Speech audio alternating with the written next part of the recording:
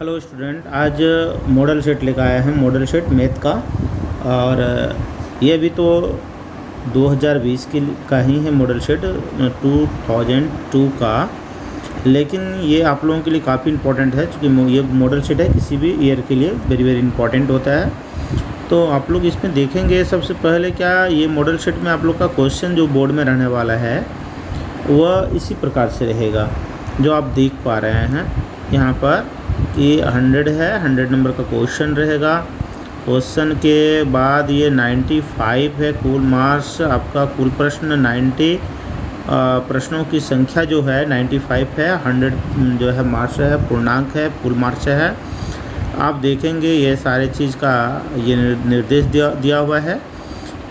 तो आप इसका सबसे पहले ये क्वेश्चन देखें। 50 क्वेश्चन को तैयारी, ये वस्तुनिष्ठ प्रश्न कितने होंगे आपके? 50 होंगे। ऑब्जेक्टिव टाइप क्वेश्चन 50 होगा।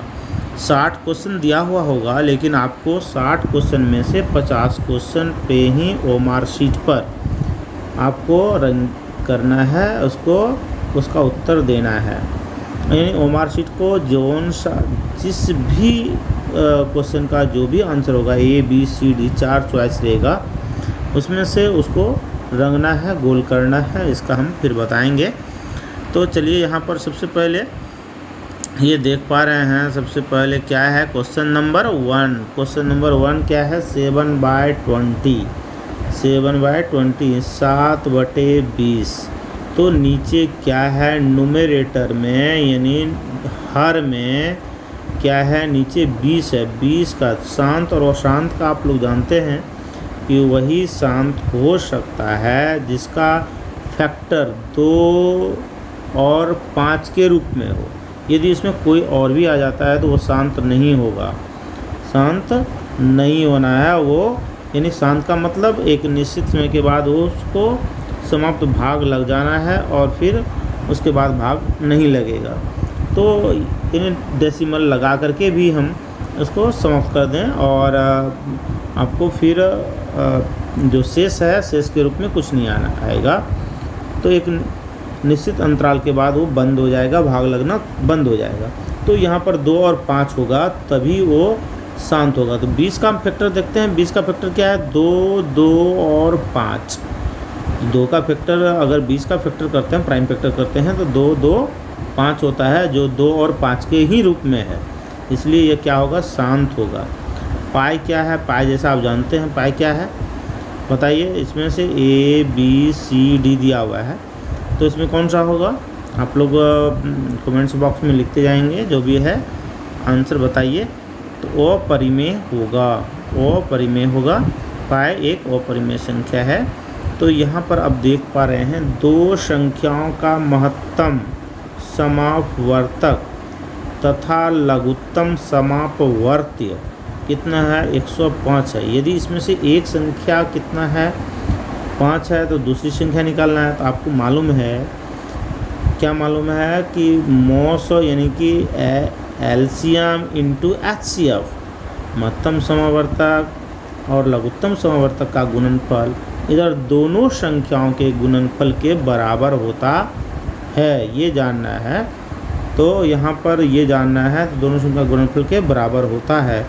तो यदि हम देखते हैं 15 और ये दोनों को यहाँ पर एक क्रॉस लगा दें, 15 गुना 105 बटे 5 हो जाएगा। दूसरी संख्या इधर गुना के रूप में होगा ये दोनों संख्या, तो 5 इधर आएगा। तो क्या होगा? दूसरी संख्या निकालने के लिए 5 को बराबर के इस पार लाएंगे तो डिवीजन हो जाएगा, और 5 से डिवाइड करेंगे 15 को, 3 हो जाएगा। 3 से 105 को मल्टीप्लिकेशन करेंगे तो क्या हो जाएगा? 315। C नंबर होगा इसका। इसमें निम्नलिखित में से कौन अपरिमेय संख्या है? इरेशनल नंबर है। इरेशनल नंबर के लिए हमको देखना है यहाँ पर कि 9 का भी तो है ही भाई, ये तो इंटीजर्स हैं, और 16 रूट है, इसका भी पूरा वर्गमूल निकल जाएगा, 4 हो जाएगा, 9/4 हो जाएगा।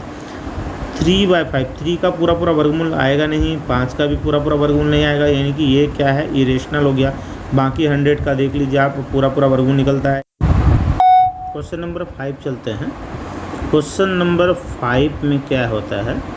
क्वेश्चन नंबर 5 हम देख पा रहे हैं द्विघात समीकरण है निम्नलिखित में कौन द्विघात समीकरण यानी क्वाड्रेटिक इक्वेशन कौन सा है।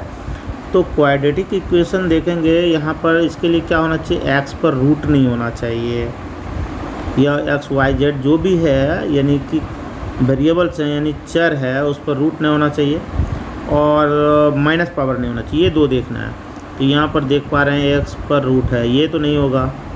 यहाँ पर देख रहे हैं 1/x है यानी x को ऊपर ले जाएंगे तो x का पावर -1 हो जाएगा, ये भी नहीं होना है, बी नंबर भी नहीं होना है। इस पर तो हम देख पा रहे हैं भाई कितना हो रहा है, यहाँ पर 3 पावर है यानी क्वाड्रेटिक तो है ही नहीं। क्वाड्रेटिक तो उसी को बोलेंगे जिस पर 2 पावर अधिक हो सकता है, अधिक से अधिक 2 पावर हो सकता है, उसी को हम क्वाड्रेटिक कहेंगे यानी जिस बहुपद का घात 2 हो। इसका तो 3 है, ये खत्म है। 30 डी नंबर देखते हैं भाई, इसका अगर हम सॉल्यूशन करते हैं तो x² + 1/x होता है और 2x होता है। क्रॉस मल्टीप्लिकेशन करने के बाद इसको सॉल्व करते हैं तो फिर हो जाता है x² - 2x + 1 और यह डी नंबर हो जाएगा क्वाड्रेटिक समीकरण इक्वेशन। चलिए यहाँ पर क्वेश्चन नंबर 6 आपका 1/88 का सरलतम रूप 188/220 यानी 188/220 का सरलतम रूप क्या है, तो इसको कटा देना है और कटाने के बाद देखना है कि क्या होता है। तो हम देख पा रहे हैं कि यहाँ पर अगर इसको सॉल्व करते हैं तो 4 से डिविजिबल है दोनों, ऊपर भी और नीचे से, 4 से, क्योंकि 4 से ऊपर वाला भी अंक इकाई अंक कट जा रहा है, इकाई दाई मिलने से बनाव संख्या, और यहाँ पर जो है यहाँ इकाई दाई से नीचे में क्या है 20 है, तो ये भी 4 से अगर डिवाइड करते हैं तो 47/50 आ जाता है। तो यहाँ पर कौन सा होगा इसका आंसर डी नंबर हो जाएगा 47/55। ओके जाएगा। किसी द्विघात बहुपद के शून्यकों का अधिकतम संख्या कितना होता है, आपको तुरंत बताया, अभी बात की इसके बारे में, 2 होता है। चलो किसी भी 8 क्वेश्चन नंबर 8 किसी पूर्णांक p के लिए विषम संख्या का रूप क्या होगा। p के लिए कोई पूर्णांक है तो पूर्णांक संख्या 2 से विषम संख्या 2 से मल्टीप्लाई करेंगे तो क्या होगा, 2 से अगर मल्टीपल करेंगे तो वह सम हो जाएगा, 2p यानी सम है, और उस पर 1 जोड़ दिया जाए 1 कर दिया जाए तो विषम हो जाता है। तो a नंबर ही होगा 2p + 1, ये विषम संख्या का रूप होगा क्योंकि 2p सम है, सम में 1 करेंगे क्योंकि ये p + 1 भी हो सकता है, लेकिन यहाँ पर क्या है कि कोई भी पूर्णांक है तो यहाँ पूर्णांक अगर 4 हो जाए तो यहाँ पर क्या हो जाएगा 5 हो जाएगा, लेकिन यहाँ अगर 5 हो गया तो 5p की जगह 5 हो गया तो ये भी पूर्णांक 5 है, उसके लिए ये सूटेबल नहीं है। लेकिन इसके लिए सूटेबल है कि कुछ भी संख्या अगर दे देते हैं इस जगह फिर भी आपका विषम ही आएगा, है ना, 1 रख लें, 2 रख लें, 3 रख लें तो आएगा। चलिए अब क्वेश्चन नंबर 9 किसी जीरो केंद्र वाले वृत्त के बाह्य बिंदु P से वृत्त पर 2 स्पर्शरेखाएं PR तथा PS खींची गई है। यदि PR 8 सेंटीमीटर है तो PS कितना होगा, तो आप लोग जानते हैं किसी भी बाह्य बिंदु क्या है, यहाँ पर P है तो बाह्य बिंदु P, किसी भी बाह्य बिंदु से वृत्त पर खींची गई 2 स्पर्श रेखाओं की लंबाई समान होती है। किसी भी बाह्य बिंदु से वृत्त पर 2 स्पर्श रेखा खींची जा सकती है और दोनों स्पर्श रेखा की लंबाई क्या होगी, बाह्य बिंदु से समान होगी। इसीलिए यहाँ पर क्या हो जाएगा, 8 है PR तो PS भी 8 होगा, तो इसका आंसर हो जाएगा आपका 9 का A। अल्फा बीटा गामा त्रिघातीय बहुपद के लिए शून्यक हैं तो क्या है, तो शून्यकों के गुणनफलों का योगफल है alpha beta plus beta gamma plus gamma alpha. तो इसका क्या होगा, आप लोग ये फार्मूला तो जानते हैं, क्या होता है -B/A या C/A, आप लोग पता है, तो यहाँ पर आता है C/A होता है। क्या होता है C/A, C नंबर हो जाएगा। 2 रैखिक समीकरणों के आलेख समांतर रेखाएं हैं तब रैखिक समीकरण के युग्म का क्या होना है, समांतर है तो एक भी जगह कटेगा नहीं, एक भी जगह अगर समांतर जा रही है तो कहीं कटने वाली नहीं है, इसका इन्फिनिटी अन यानी कि कहीं एक भी हल नहीं होगा, कोई हल नहीं है, कोई हल नहीं होगा। ओके, यहाँ क्वेश्चन नंबर हम लोग 12 लेते हैं। 12 में क्या है, बहुपद 2x³ - 5x² - 14x + 8 के शून्यकों का योग होगा। क्या योग होगा बताइए आप लोग। इसका हम देख पा रहे हैं, इसका क्या होगा, शून्यकों का योगफल त्रिघातीय का। तो शून्यकों का alpha plus beta plus gamma, alpha plus beta plus gamma निकालना है आपको। तो यहाँ हो जाएगा आपका डी नंबर, क्योंकि alpha plus beta plus gamma का क्या होता है -b/a। बी में क्या है भाई, बी में है -5।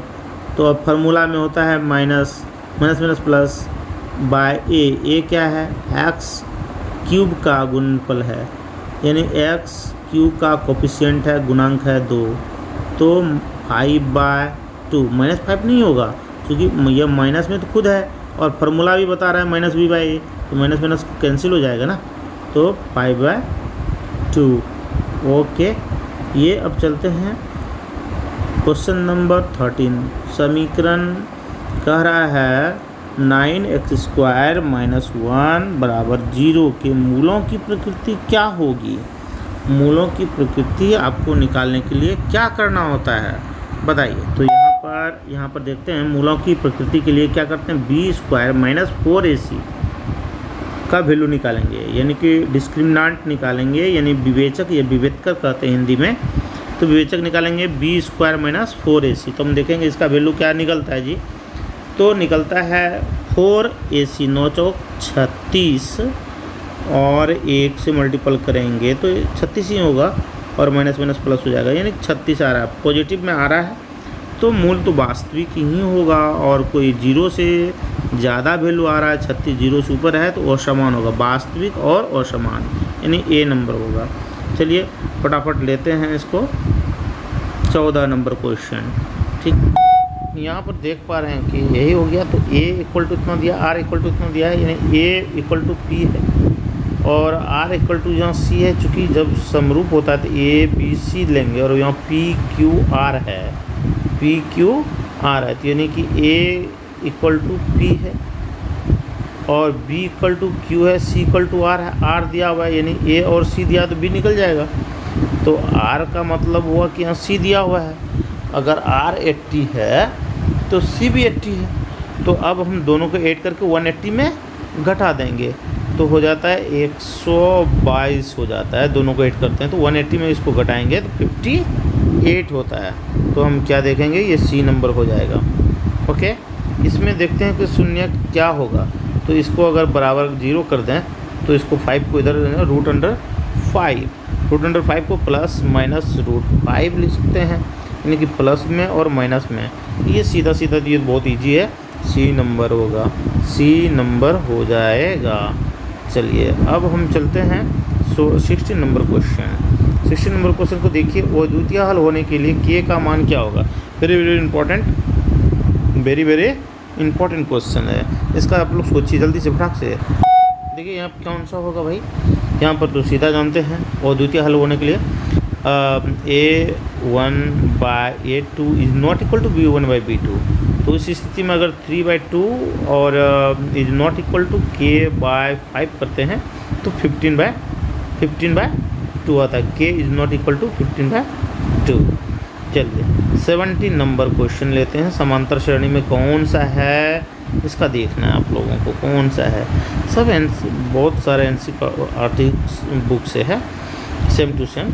इसमें तो ये तो नहीं होगा, इसका डिफरेंस बार बार अलग होने वाला है, इसका भी तो डिफरेंस बार बार अलग होने वाला है। यहाँ भी नहीं देख पा रहे हैं, यहाँ तो मल्टीपल में है। ये डिफरेंस D1 = D2 हम लोग देख लेंगे और तभी पता चलेगा। अगर D1 एक बार दोनों का निकालेंगे D1 और फिर दूसरे बार D2 फिर से निकालेंगे, अगर दोनों इक्वल हो जाए तो हम क्या कहेंगे, समांतर श्रेणी में है। देखिए कौन सा है, जल्दी। डी नंबर होगा इसका, डी नंबर नहीं, आपको डिफरेंस दिख रहे हैं। चलिए 18 नंबर क्वेश्चन, चलिए 18 नंबर। ये किसका है, माइनस माइनस है। माइनस माइनस किस टर्म का है, किस क्वाड्रेंट का है, किस पाथ का है, 1 2 3 4। तो 3 में जानते हैं कि माइनस माइनस होता है, एक्स भी माइनस वाई भी माइनस, तो ये दोनों माइनस में है, -12 दैट मीन्स वो थर्ड क्वाड्रांट में है, तृतीय पाद में है। ओके, क्वेश्चन नंबर 19 में देखें, किसी समांतर श्रेणी के लिए निम्नलिखित कौन सा सूत्र सत्य होगा जी। तो ये सम का जानते हैं ना, समांतर श्रेणी में पदों का योगफल, टर्म का सम ऑफ टर्म इक्वल टू क्या होता है, सबका n/2 2a + n-1 × d, ये तो सत्य है भाई। बी नंबर नहीं, ये प्राकृतिक संख्या नेचुरल नंबर का सम का तो होता है, बट होता है n × n+1 होता है, यहाँ तो 2 दिया हुआ है, ये नहीं होगा, तो ए नंबर ही इसके लिए ओनली होगा 19 का ए। चलिए अगर हम चलें यहाँ पर, अब यहाँ पर चलें, क्वेश्चन नंबर 20 क्या कर रहा है, तो द्विघात समीकरण bx² + ax + c तब 0 का विविक्तकर वही बताए थे, विविक्तकर बोल सकते हैं, डिस्क्रिमिनेंट बोल सकते हैं, जो भी बोल सकते हैं। तो b² - 4ac, b² - 4ac कहाँ है, तो ए नंबर में है। चलिए इसका ए हो जाएगा। 21 चलें, 21 किसी त्रिभुज का क्षेत्रफल जिसके शीर्ष ये इतना दिया हुआ है, -40 0 3 तथा 0 0 है, तो उसका क्षेत्रफल ज्ञात करना है। तो क्षेत्रफल के लिए आप लोग फॉर्मूला जानते हैं ना, तो उसके अनुसार से कौन सा होगा आप बताइए। तो आपको पता हो गया 6 होगा, 6। चलिए किसी भी समबाहु त्रिभुज होते हैं, सभी समबाहु त्रिभुज क्या होते हैं, समबाहु त्रिभुज जितने भी होते हैं सबका कोण समान ही होगा, 60 60 60, यानी समरूप होते हैं। यदि 2 समबाहु त्रिभुज हैं तो यानी कि आपका इक्विलेटरल ट्रायंगल है, तो उसका प्रत्येक कोण 60 डिग्री का होता है, इसलिए वो क्या होते हैं, समरूप होते हैं, सिमिलर होते हैं। चलिए अब आ जाइए 23 नंबर का क्वेश्चन क्या कह रहा है, यदि बहुपद x² - 3x + 5 के शून्यक a और b हों तो 4a + b का क्या होगा वैल्यू। देखिए तो यहाँ पर a + b दिया हुआ और a और b क्या शून्यक है, यानी अल्फ़ा बीटा के बदले में क्या लिख दिया है यहाँ पर a + b, तो चूँकि शून्यक के रूप में अल्फ़ा बीटा नाम लेकर के a b ले लिया है, तो a b का योग यानी कि मूलों का योगफल दिया हुआ है, मूलों का योगफल बराबर क्या होता है, मूलों का योगफल -b/a होता है, -3, तो माइनस माइनस खत्म हो गया, 3 आ गया यहाँ पर 3/a में तो कुछ नहीं है, 1 है, तो 3 ही हुआ, 4 या 12 हो जाता है, 12 कहाँ भाई, बी नंबर, इसका आंसर हो जाएगा बी। कंफ्यूज नहीं होइएगा, ए नहीं देना है, बी नंबर होगा। ओके, अभी यहाँ पर देखते हैं 24 क्वेश्चन नंबर 24 में क्या है कि समांतर श्रेणी 5 8 11 और ये 14 है कि प्रथम 24 पदों का योग, यानी 24 पदों का योग निकलना, 5 8 11 और 14 है, तो उसको 24 पदों का योगफल निकलना है। तो ये फार्मूला हम जानते हैं क्या होता है, SN = होता है n/2 × 2a यानी होल 2a + n-1 × d होता है। और जैसा देख रहे हैं, उसके बाद यहाँ पर क्या है कि इसका सॉल्यूशन जब करेंगे हम इस पर बैठा देंगे, a का वैल्यू दिया हुआ है 5 है ना, d दिया हुआ है, d कितना दिया हुआ है 3 दिया हुआ है, और n कितना दिया हुआ है 24 दिया हुआ है। चलिए इसको अगर सॉल्यूशन करते हैं तो क्या आ जाता है जी, 948 आ जाता है, यानी सी नंबर हो जाएगा इसका आंसर, सी नंबर। ओके, अब यहाँ पर देखते हैं 24 क्वेश्चन नंबर 25 की दूरी मूल बिंदु से यानी ऑरिजिन से कितना होगा, ऑरिजिन का आप लोग जानते हैं नियामक कितना होगा, ऑर्डिनेट कितना होगा, ये जानते हैं 0 0 होगा, और 0 0 से इसका फिर आपका दूरी का फार्मूला लगाएंगे, डिस्टेंस फार्मूला लगाएंगे। डिस्टेंस फार्मूला क्या था, √x2 - x1 का whole square + y2 minus y1 का होल स्क्वायर होता है। अब इसको सॉल्व जैसे करते हैं तो क्या आ जाता है 5√2 5√2। तो इसका आंसर क्या हो जाएगा C। क्या हो जाएगा C। 5√2 कहाँ पर है C नंबर पर है। चलिए अब हम क्वेश्चन नंबर 26 में क्या है कि ये दिया हुआ है आपके पास, दिया हुआ है AB दिया हुआ है, BC दिया हुआ है, AC भी दिया हुआ है 5, यानी कि एक ट्रायंगल का तीनों साइड दिया हुआ है। तो आपको एंगल, तो आपको इसमें कोई भी दिमाग नहीं लगाना है। लगाना ये है कि अगर तीनों साइड दिया हुआ है या तो तीनों साइड इक्वल है तो यहाँ पर एंगल निकालने के लिए आप इक्विलेटरल 60 डिग्री हो जाएगा। यदि आपका तीनों डिफरेंस है तो इसका मतलब हम चेक कर लें क्या पाइथागोरस ट्रिपलेट है, इन पाइथागोरिया त्रिक है। तो सबसे बड़ी भुजा का वर्ग अन्य दो भुजाओं के वर्गों के योगफल के बराबर हो जाए तो हम बोलेंगे पाइथागोरिया त्रिक है। और जो सबसे बड़ी भुजा होगा उसके सामने का कोण 90 डिग्री होगा। जैसा देख रहे हैं तो सबसे बड़ी भुजा 13 है, 13 का स्क्वायर, और इधर दोनों छोटी भुजा है 5 स्क्वायर और 20 स्क्वायर। तो ये दोनों को हम कर देते हैं तो इक्वल आ जाता है 169। दैट मीन्स ये बिल्कुल पाइथागोरिया त्रिक है, पाइथागोरस ट्रिपलेट है। तो इसलिए सबसे बड़ी भुजा हुआ AB। तो AB के सामने का कौन सा होगा C। तो C हो गया और एंगल C = 90 डिग्री हो जाएगा, यानी A नंबर हो जाएगा। इसका आंसर A होगा। ओके, तो क्वेश्चन नंबर है 27। अब चलते हैं 27 में क्या है कि बिंदु 610 की कोटि है। अरे की कोटि और भुज और कोटि क्या हो जाएगा। भुज मतलब होता है x कोऑर्डिनेट और कोटि हो जाता है y कोऑर्डिनेट। भुज और कोटि, भुज ये याद रखना x कोऑर्डिनेट और कोटि हो जाता है y कोऑर्डिनेट, यानी x हो जाता है 6 और y हो जाता है 10। तो कोटि के बारे में पूछ रहा है, यानी कि y कोऑर्डिनेट 10, नहीं हो जाएगा इसका B नंबर आंसर।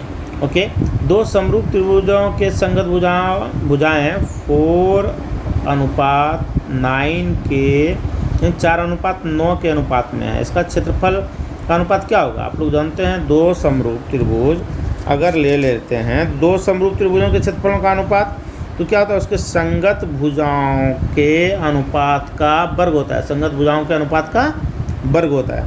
तो संगत भुजा क्या है भाई 4:9 है, 4/9 है।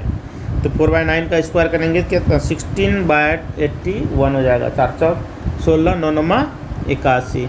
तो 16/81 कहाँ है, यानी कि 16:81 कहाँ है B नंबर। यहाँ पर देख रहे हैं, अब क्या देख रहे हैं क्वेश्चन नंबर 29 में इसके बीच की दूरी निकालना, वही डिस्टेंस फार्मूला निकालना। डिस्टेंस फार्मूला से आपका सॉल्यूशन करते हैं।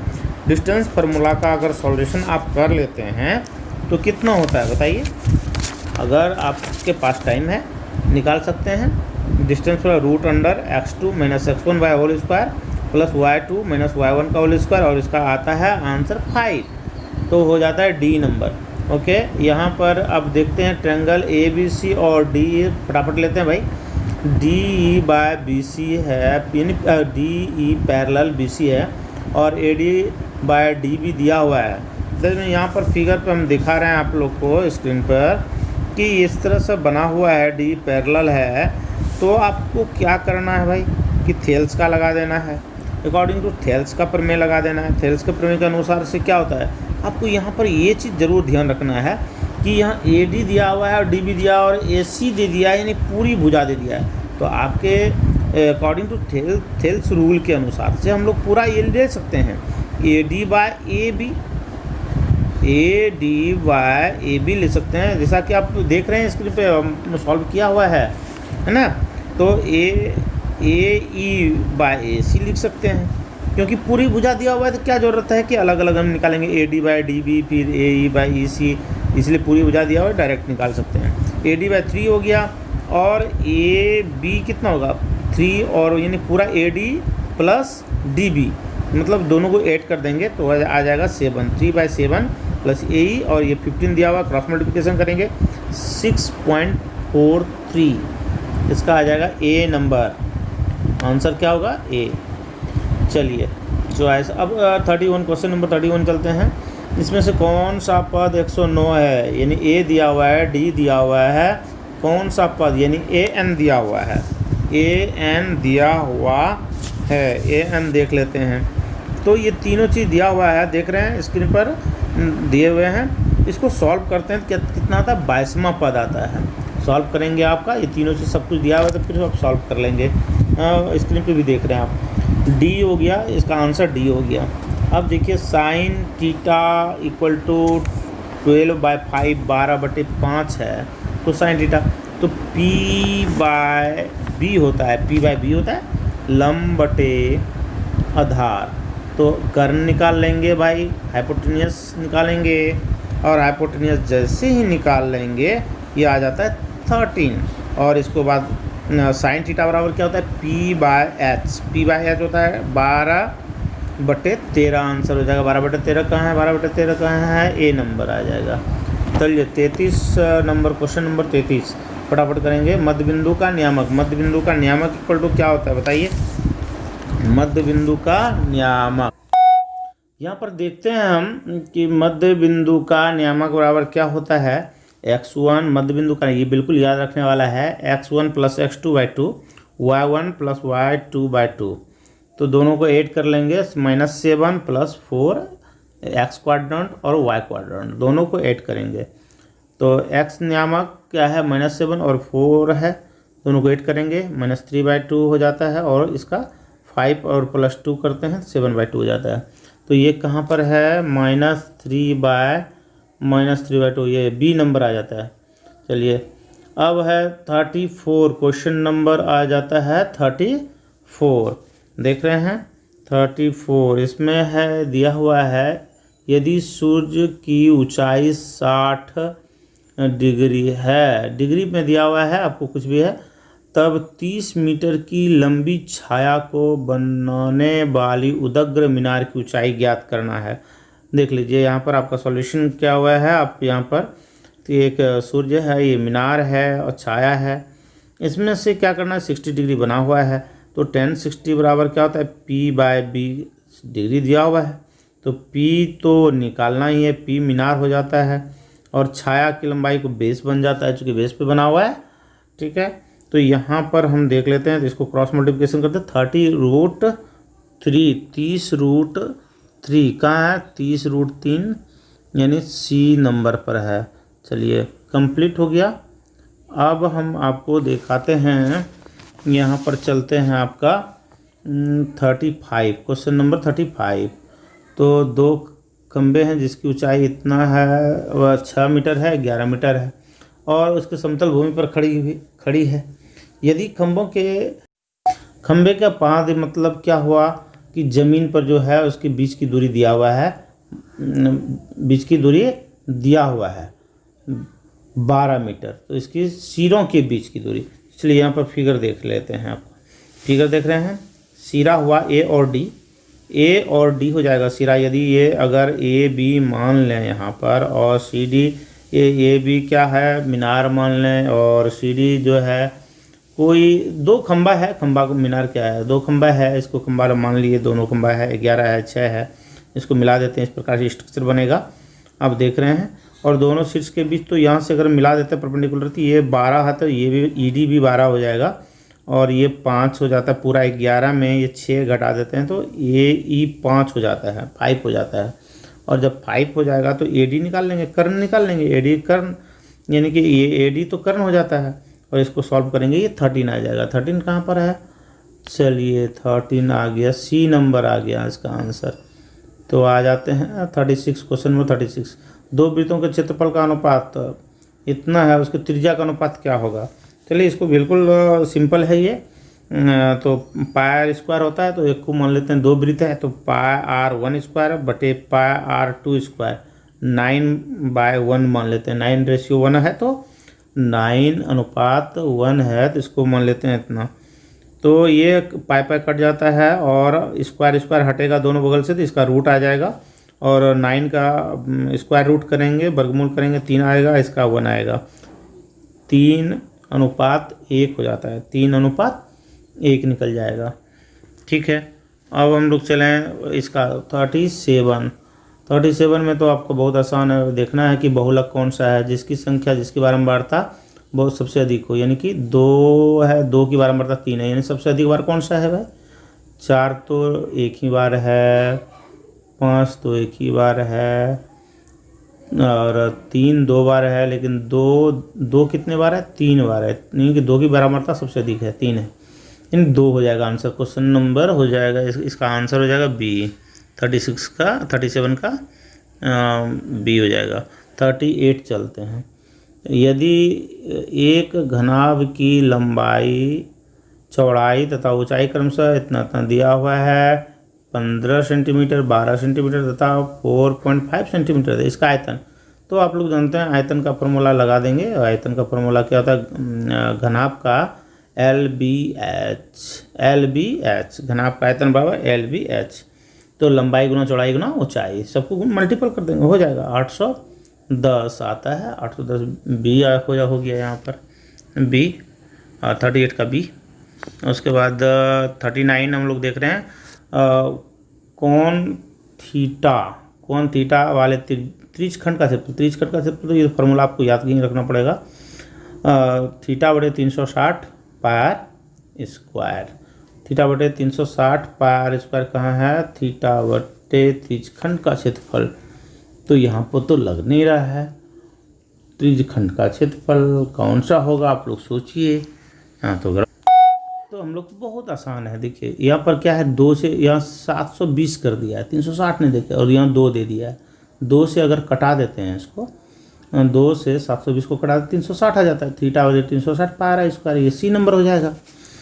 आई बात समझ में? यहाँ पर क्या है? 1 - sin A, 1 यहाँ पर मिस्टेक क्या है? 1 - sin A होगा और 1 + sin A, क्वेश्चन में थोड़ा मिस्टेक है, तो प्लस साइन है, तो A + B × A - B, तो A² - B², तो 1 - sin स्क्वायर A, यानी 1 - sin स्क्वायर A का फॉर्मूला क्या किसका होता है? cos स्क्वायर A, तो cos स्क्वायर यानी B नंबर हो जाएगा 40 का B।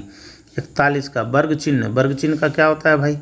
वर्ग चिन्ह बराबर उच्च सीमा जोड़ निम्न सीमा बाय 2, यानी कि upper limit plus lower limit by 2, अब दोनों को जोड़ देंगे, दोनों को जोड़ के 2 से भाग दे देंगे, तो आपका देखना है 41 का कौन सा होता है? 120 आ जाता है, डी नंबर आ जाता है ना।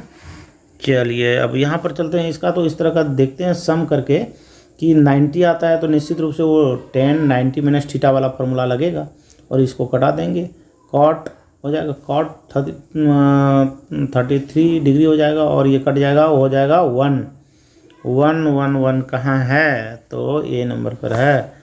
एक पासा फेंकने पर एक सम संख्या आने वाले पर सम संख्या, एक सम संख्या में कितने, एक पासे में कितने सम संख्या होगी? तो सम संख्या की संख्या 3 होगा, 2 होगा, 4 होगा और 6 होगा, 3, यानी तो आने वाली प्रायिकता की संख्या क्या हो जाएगी भाई? प्रायिकता जब होता है तो जितनी जिसकी प्रायिकता निकाल रहे हैं देखेंगे वो कितना है, तो 3 है, 2 4 6, यानी 3 संख्या हो गया। और टोटल कितनी प्रायिकता, कितनी संभव है? संभव कुल प्रायिकता कितने हो सकती है, कितनी घटनाएं घट सकती है, टोटल इवेंट कितना हो सकता है? 1 2 3 4 5 6, 6 घटना हो सकती है, 6 और रहता है फ्लग, तो 3 बाय सम संख्या की प्रायिकता इक्वल टू आ जाएगा 3/6, यानी 1/2, यानी बी नंबर आ जाएगा। चलिए 44 को अच्छा से पढ़ना है, इसमें दिया हुआ है, ये जो आप देख रहे हैं फिगर, यहाँ पर क्या है? 2 स्पर्श रेखा है, AP और PB, PA PB 2 स्पर्श रेखा है, तो ये त्रिज्या जो होती है OA और OB जो त्रिज्या है ये इस पर लंब होती है, तो ये 90 डिग्री, दोनों बगल 90 डिग्री बनेगा, एंगल A पर भी और एंगल B भी, यानी कि OAP और OBP ये 90 डिग्री, तो ये अपोजिट यानी कि चक्रीय चतुर्भुज जो होता है, साइक्लिक क्वाड्रिलेटरल जो होता है, उसका रूल फॉलो कर लेता है। यानी आमने सामने का योगफल कितना हो जाएगा, 180 हो जाएगा। यानी हम कल लिख सकते हैं यहाँ पर angle AOB plus angle APB दोनों का सम कर लेंगे इक्वल टू 180 लिख सकते हैं। 180 और 180 में 1, अब दोनों को वो कितना दिया हुआ है, इसका 150 दिया हुआ है, AOB दिया हुआ है 115, यानी 115 डिग्री को घटा देंगे तो 65 डिग्री आ जाता है। तो ये 65 डिग्री निकल जाएगा, हो जाएगा इसका आंसर बी। ठीक है, 5 यहाँ पर अगर कॉमन ले लेते हैं तो sec square theta minus 10 square theta बराबर होता है 1, तो 5 इंटू 1 तो हो गया इसका आंसर ए, 45 का ए। 46, एक निश्चित घटना का प्रायिकता क्या होती है, किसी भी निश्चित घटना की प्रायिकता 1 होता है। और याद रखिएगा इसी जगह, और निश्चित घटना की प्रायिकता 0 और निश्चित घटना की प्रायिकता 1 होती है। साइन 30 डिग्री का मान जो होगा किसके बराबर होगा, तो आप साइन कॉस का 30 है तो इसका उल्टा किसका होता है, साइन में होता है वैल्यू, तो साइन 60 बी नंबर हो जाएगा। तो ये आपका पता चल जाएगा कि साइन और कॉस में बिल्कुल अपोजिट होगा। अगर ये 30 है तो इसका 60 होगा, 60 है तो 30 का होगा साइन कॉस में। तो अब यहाँ 48 में चलिए, केंद्रीय प्रवृत्ति का मान नहीं है, बहुलक भी है, केंद्रीय मिडिल जो है निकाला जाता है, इसका मेजरमेंट ऑफ सेंट्रल टेंडेंसी जो निकाला जाता है, केंद्रीय प्रवृत्ति जो निकाला जाता है बहुलक, माध्यक और माध्य यानी मीन मीडियन मोड से ही निकाला जाता है, ये मानक विचलन नहीं होगा। तो इसका आंसर हो जाएगा सी। यानी कि अब इसको देखिए 49 को sine square theta into cosec theta equal to what, यानी कि 1/sin कॉसिक को लिख सकते हैं, 1/sin लिख सकते हैं, और एक साइन कट गया, बच गया साइन थीटा बच जाएगा, यानी कि ए 49 का ए। 50, दो प्रतिच्छेदी वृत्तों की उभयनिष्ठ स्पर्शरेखाओं की संख्या कितनी होगी, 2 होगी, बी नंबर होगा इसका।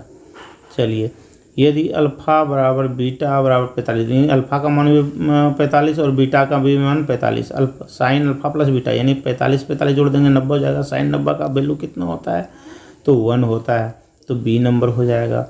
समझ रहे हैं, इसमें आकृति अब दिया हुआ है, एक्स का वैल्यू निकालना है। आकृति यहाँ पर देख लीजिए, यहाँ पर थोड़ा सा नीचे हम और आ रहे हैं, यहाँ पर एक्स का वैल्यू दिया हुआ है, यहाँ देख रहे हैं, एक्स का निकालना है आपको। यहाँ पर तो हम लोग ये जानते हैं कि कोई भी बाह्य बिंदु से स्पर्श रेखा की लंबाई समान होती है, यानी बी आर और बी क्यू दोनों बराबर होगा, यानी कि ये 10 है तो ये भी 10 हो जाएगा। तो ये 10 हो गया, बी क्यू भी 10 हो गया, तो ए क्यू कितना होगा, 20 में 10 घटा देंगे तो 10 हो जाएगा।